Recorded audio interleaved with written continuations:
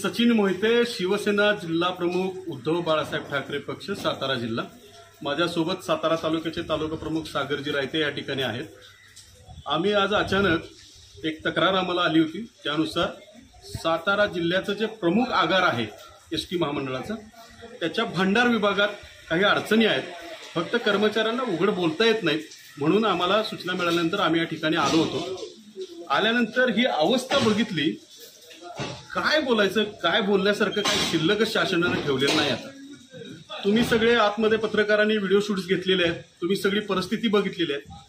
कर्मचारी कुठे पाण्यात काम करतात का हो? वरती लाकडाचे ठोकळे ठेवलेत, त्याच्यावर कर्मचाऱ्यांचे पाय आहेत, टेबलावरती सगळं साहित्य आहे, चारही बाजूला पाणीच पाणी आहे। या ठिकाणी बसेससाठी लागणारे सगळं स्पेअरचं हे स्टोर रूम आहे आणि जे साहित्य बसेसला लागतं ते सगळं महत्वाचं कोट्यवधी रुपयाचं साहित्य पाण्यात आहे, अक्षरशः पाण्यात ठेवलेलं आहे।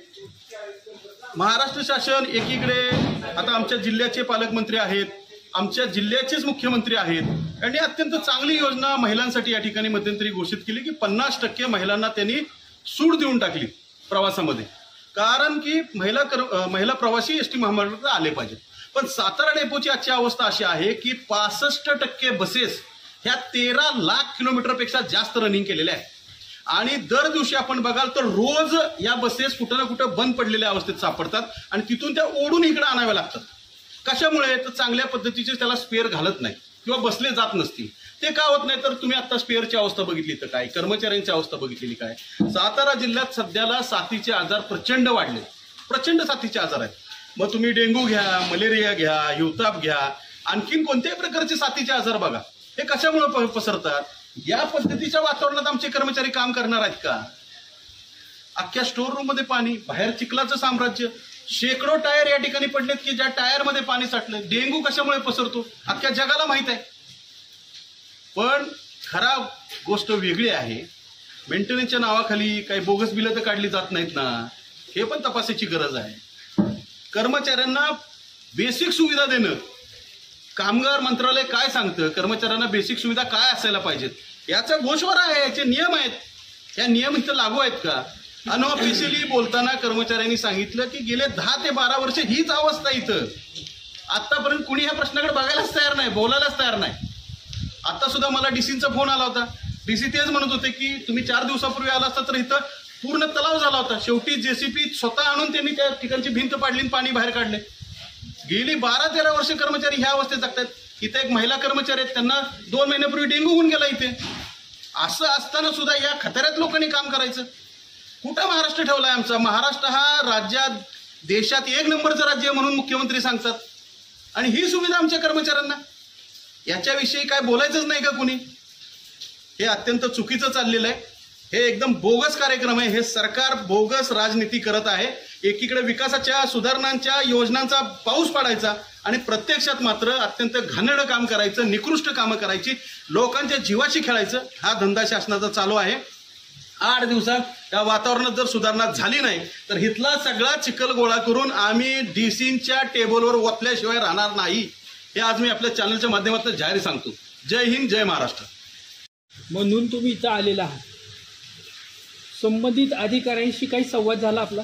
संबंधित अधिकाऱ्यांचा तपासणी करत असतानाच फोन आला त्यांचा। आम्ही रितसर गेटवर आम्हाला त्या वॉचमननी अडवलं, त्यांनी विचारलं काय काम आहे साहेब तुमचं? मी म्हटलं अधिकृतरित्या मला साहेबांची गाठ घ्यायची, भांडार शाखेचे जे प्रमुख आहेत त्यांना भेटायचंय, पण आज भांडार शाखेचे प्रमुख इथं हजर नाहीत, डेप्युटी सुद्धा त्यांचे हजर नाहीत।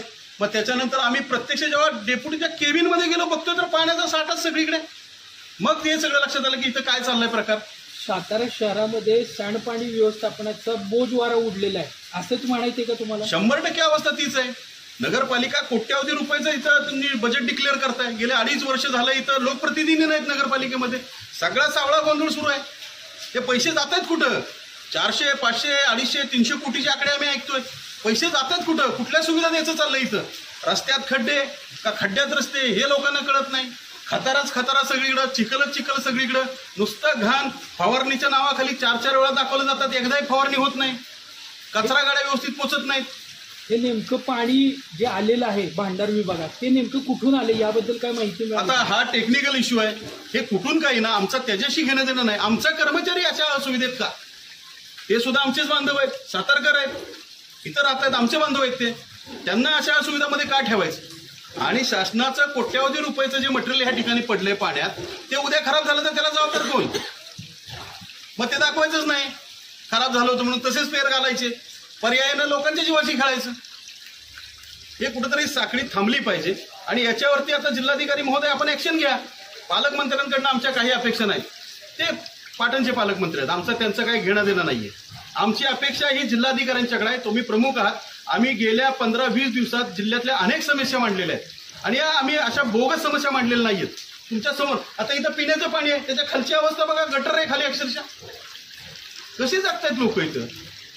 याचा कुठंतरी उहापोह झाला पाहिजे, या समस्या निराकरण झालं पाहिजे. अन्यथा शिवसेना आपल्या पद्धतीनं स्टाईलनं आंदोलन करत राहणार. शासनाला जे जमतंय त्यांनी आमच्यावर काय करायची कारवाई ती करत राहणार. जय हिंद, जय महाराष्ट्र.